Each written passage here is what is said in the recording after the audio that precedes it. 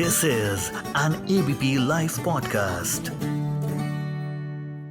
Hi guys, you're listening to ABP Live Podcasts and I am your host Niharika Nanda, and today we are talking on the podcast Ladies First. Now, Ladies First is a podcast in which we talk to the ladies of the world, the women of the world, the real girl bosses of the world. And today we have one such girl boss with us, Miss Sahana Ahmed. Hello ma'am, how are you? Hi Niharika, thanks It for is having me such here. a pleasure having you here. Miss Sahana Ahmed is a multifaceted woman. She is a poet, she's a novelist, and I feel so proud to say this. She is the Indian country chair for the World Peace Wing for the G100 Club. So that's a huge thing, ma'am. Congratulations and kudos to you for that. Thank you so much. So it has been, you have worked in so many alag forms and formats, from being a writer to working for peace. So how has this entire journey been? I know it's a very wide question, Yes. but just how has the entire experience been? So Niharika, I am an army brat, and in the 90s, if you were growing up in the army, everybody was doing hotel management. And my father actually forced me to, enroll for a hotel management course. So it started from there. Started from hospitality. Okay. Then I was one of the first people to be picked up from campus to work for the BPO sector. Okay, wow. Yeah, so again, I can call myself a sort of pioneer when Yeah, it comes to absolutely. the ITES thing. Right. And then I went into training. Then I started a training company. Then I worked for many different industries and sectors. I also worked for an NGO for a while, and then Right. I took a break to bring up my daughter. And then when she was 5 years old, one day she tells me, Mama, everybody goes to office and you don't do anything. That's when I decided that, I always had a passion for writing, and I used to win a lot of contests Right. growing up. But मुझे ये लगा कि writing तो इतनी आसान चीज़ है ना? तो उसका क्या career बनेगा? Right. But back in 2015, I used to live in Mumbai. Okay. That's when I decided कि अब मुझे writing को proper profession की तरह pursue follow करना है करना. आगे. Yes. Right. And that's how my writing journey began. Okay, Yes. wow. So from writing to the entire concept of peace, I mean, peace is such a wide ranging idea. Everyone has their new and different way of describing peace. So how do you describe peace? What is peace for you? Peace for me is peace of mind. So I will take it as an individual and a very personal thing. Right. If you have peace in your heart, you will be peaceful with everything else. So Absolutely. when we talk about peacekeeping or peace building, we think it is such a vast thing, and how do we Geopolitical tackle topic that yes, everyone has to be you involved go into in. world peace, you go into Right. Vladimir Putin, you go into Somalia. Right. No. Peace is how you speak to people, how you greet people in the elevators. Do you smile at your neighbor? All Right. that is peace. The basic, I would say, habits that sort of bring Yeah. an amount of serenity to the entire world. Just be considerate towards everything else Right. around you and Right. with yourself. How did you reach this entire platform of G100 Club and the entire idea of the Peace Wing? How did this entire process happen? Okay, so it's very interesting. I was approached by Women's Indian Chamber of Commerce and Industry. This Okay. was in July 2021. Right. And I was asked to head the Rural Tourism Council for them. So I created the whole council from scratch. Okay, wow, So that is right wonderful. now, I do not work with them anymore. But before I left, we already had 22 states that were operational, and we had more than 200 members. Wow. So seeing the success in that field, the president and founder of G100, Vicky, and all the other sister concerns, All Ladies League, we can call them. She asked me to also create a council for world peace.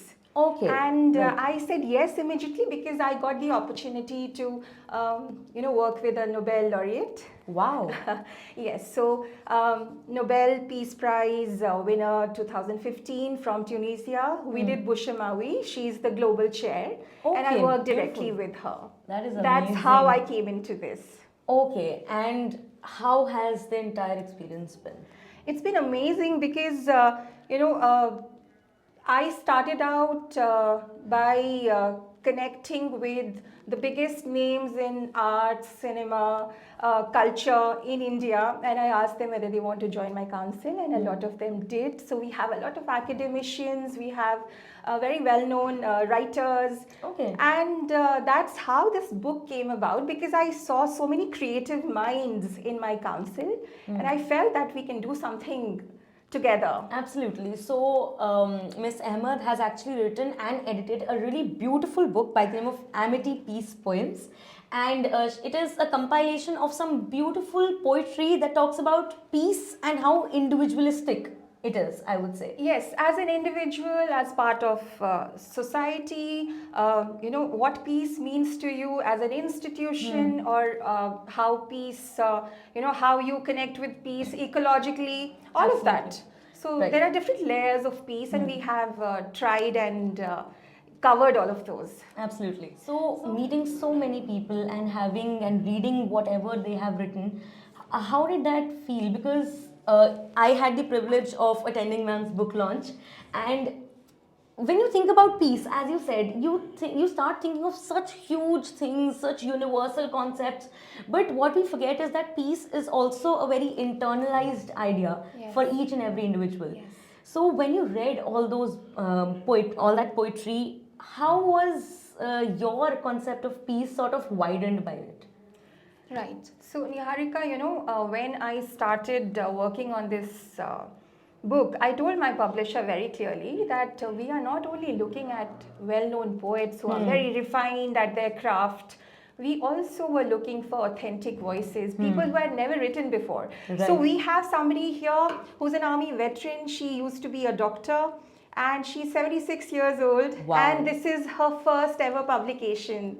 And so we have similarly people who are teachers, people who work with the social sector, people who are not really into creative writing as such, but I Right. wanted to hear what they had to say.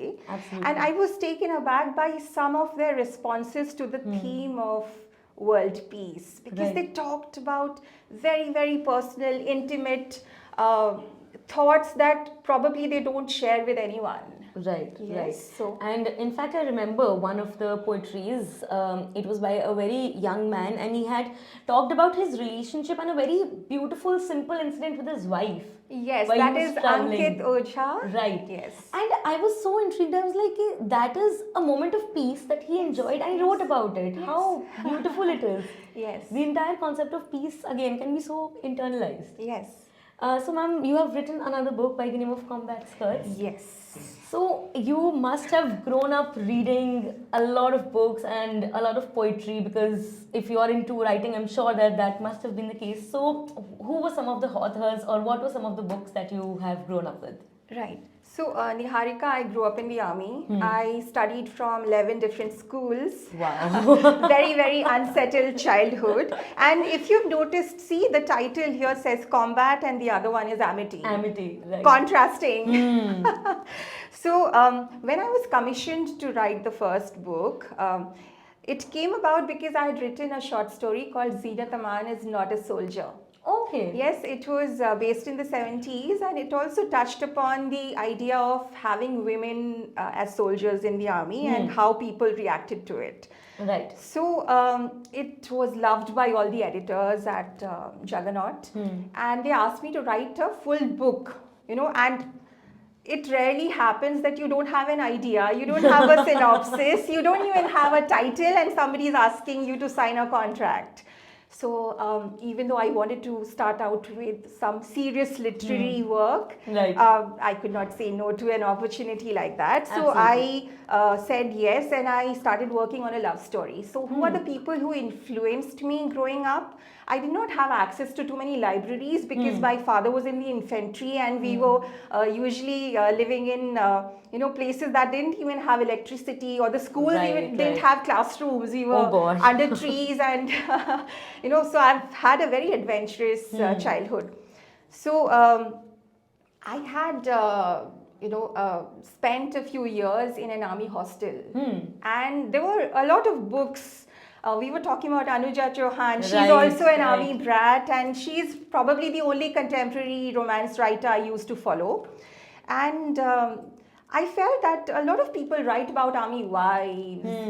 I said, why not write about army daughters? Right, So absolutely. that's how I wrote Combat Skirts. It's about a set of girls who live in an army hostel, and it has the backdrop of the Kargil War. So it's in the late 90s, very Dharma, Shah Rukh Khan inspired story.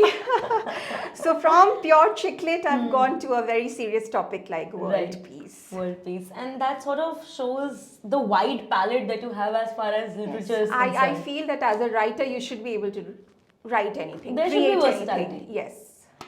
So, ma'am, you've also been associated with the West Bengal Rising Beyond the Ceiling, and you've been a coordinator for that. So, I am still. okay, you are Yes, still. That is amazing. So, how did that come about? Again, looking at my work with the Rural Tourism Council, one of the National Council members who's a professor with Aligarh Muslim University, she recommended me to the founder of Rising Beyond the Ceiling. And again, they were looking for somebody with the right background and also the right skills to put together a database like that. So yes, that's how I got associated with them. So I have put together a list of 100 achievers from West Bengal who happen to be Muslim women, and they are from all sorts of all walks of life. So we have a potato farmer who works with the Bill Gates Foundation. Wow. And then we have people in uniform, women who the first ferry pilot of India. Then we have women who rescue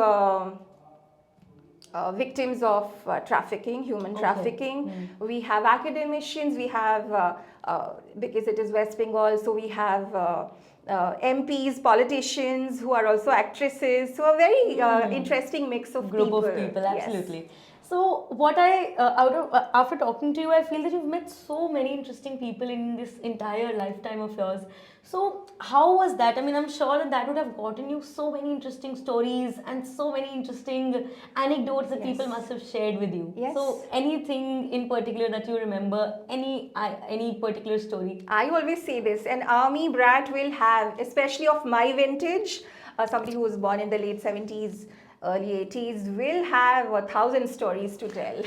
So if you see Chetan Bhagat, Amitabh Ghosh, Anuja Chauhan, some of the most well-known storytellers in India come from the army background. Yeah, right. And it happens because you meet so many different people and you get so many perspectives. Absolutely. So one of my favorite anecdotes in Jaipur when we used to live, Maharaja Brigadier Bhavani Singh, he used to frequent our officers' mess quite often, and very recently I at the Awa Literature Festival in Jaipur recently, I met his daughter as well, Diya Kumari. So yes, I remember Brigadier Bhavani Singh, everybody was in awe of him because he was a royal, plus the lineage that he came from, but he was such a humble person and also very, very friendly. And I always remember, because I was always in a corner with a book, he would make sure to come to me and speak with me. So that is so beautiful. That's a little act of kindness that stayed with me. Exactly where we started from. That peace would just be being kind to others and to anyone, maybe just passing off a smile and see, just because he was so nice to you. You still remember it over the years, and once again when you got to meet his daughter, that sort of came back to you. So I think peace and kindness, it all comes around. Yes. So ma'am, you also worked for women empowerment, as you just mentioned. We live in a quote-unquote man's world. Again, a phrase that can have a lot of connotations. So what do you feel that in the kind of time that we are living in, are men still in a position in which they have an upper hand in a lot of things, or are women really taking over? Because we are living in the changing times. In India, I feel that women are advancing at a much faster level and men are not able to keep up. At the same time, in all the organizations that I work with, We have a set of he for she champions, men who are also working towards empowering women and also helping in fulfilling the vision of a more equal and Right. equitable world. That's so So it includes my husband, and I don't have any hesitation in saying that I would not reach where I have reached without his support, because when I was writing my first book, he took care of the whole household. My daughter was 5. He took care of all the birthday parties, of all the parent-teacher meetings, and Right. all the shopping and everything. He took my daughter on vacation so that I could be alone at home and have Right. my time to write. Right. So I think we, in this world, we need a good mix of all sorts of people, and Right. yes, he for she champions.